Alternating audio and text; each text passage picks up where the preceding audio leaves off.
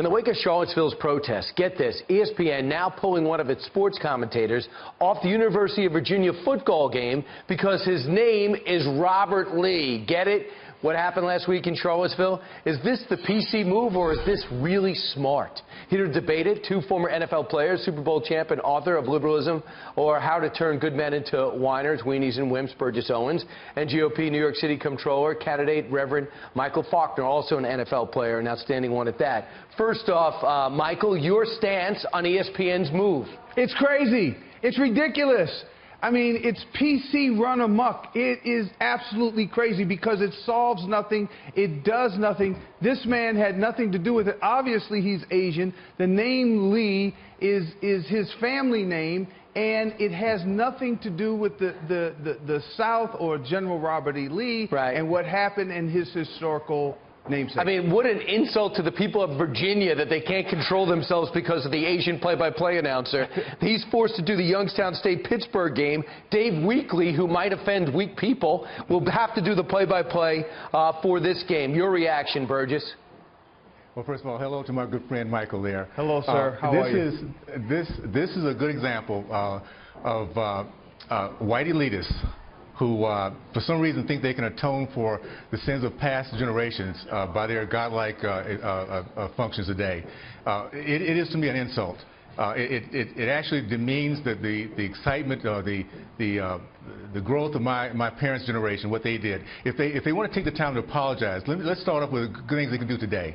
Let's apologize for the 1,800 black babies that will be killed today. Let's apologize for 83% of black teen males that are no longer working because of Democratic policies. Let's apologize for the 70% of black men who desert their families because of Democratic welfare policies. There's a lot of things to apologize for if you want to. Let's look at the Democratic Party and the liberals and socialists in this country that has actually taken the heart out of our community. That's where we need to start. And forget the 150 years ago. Let's stop trying to change our history. All right. Michael, I know you have something to say to that, but I want to shift you, if I can, to a preseason game. When does preseason matter? When before the game, the Cleveland Browns, I think 11 or 12 players, including some white players, took a knee before the game in order to pray instead of standing for the national anthem with their hand over the hearts. Your reaction, Michael? Listen, patriotism can express itself any way it wants to. If they want to kneel, they kneel respectfully. If you want to pledge, pledge with your hand over your heart, reverently. But here's the thing. You've got to stick with it. If you're going to protest, protest as an American, which means you're going to stick around to fix it. Simply protesting does not solve the problem. We have to have people that are engaged in our community, engaged in the civil discourse all the way through, which means they're going to be good citizens. Burgess, you buy that? Absolutely, and I think Michael hit it on the head. If you're going to protest, see it through. What are you going to do when the cameras are not on you? Do you go out there and start businesses and hire these black young men who are not working? Do you go out and mentor these kids? Do you tell your peers to man up and take care of the babies that they're producing? This is where we need to have these young men to really stand up and understand this is a product of their education. Great hearts, lousy progressive education. I feel differently, but real quick, I want George Foreman to weigh in. He couldn't be reached live, but here's what he taped. A lot of us died in war so that they could have that privilege. I love the United States, and I love the flag.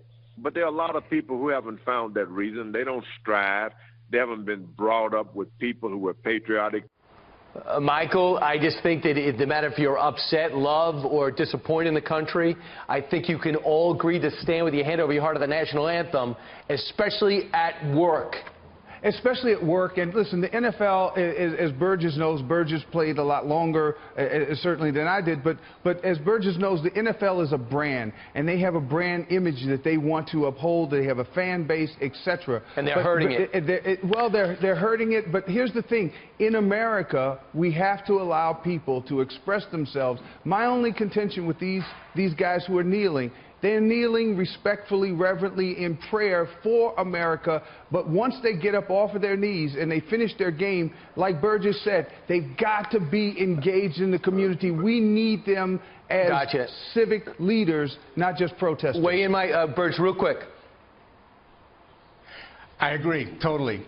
And at the end of the day, it's going to be the black community is going to have to change the trajectory of the black community. Right. Let's recognize we have an ideology of Marxism and socialism that has been against us for over 100 years. Right. We need to stand strong together, have these kind of conversations, and make a difference. Absolutely. But I think when you take a knee when the national anthem's playing, it's a bad signal to Americans. It doesn't say anything except for you're putting yourself above the national anthem. Right. I think it's a terrible message. I think it's terrible for the league, and I feel bad for this commissioner because he can't win in this one. Right. Thanks, guys.